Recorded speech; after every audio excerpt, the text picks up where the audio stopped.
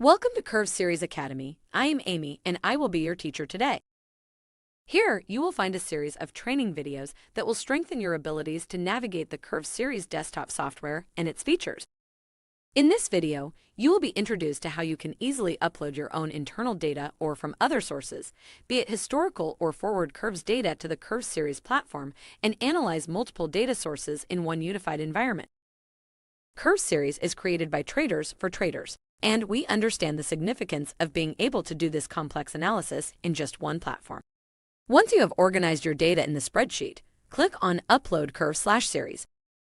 For the upload query of a time series, please select Upload Series, after which you can populate the Excel ranges.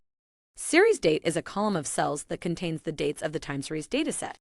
You can check the option to include last row if you want the data upload to go all the way to the last row. Symbols is a row of cells that contains the symbol representing the dataset. Description is a row of cells that describes the dataset. As for fields, it is a row of cells that contain the field of the dataset, and paths is a row of cells that contain the folder path of the dataset. To organize your folders, you can use the pipe symbol.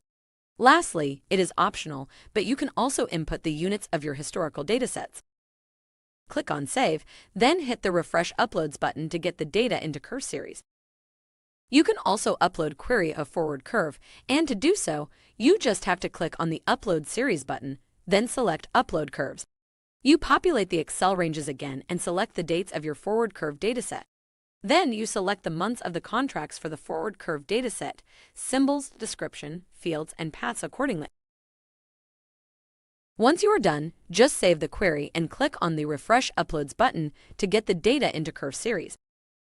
To access the data you have just uploaded, click on Download Series, and you can find the uploaded data at the internal folder.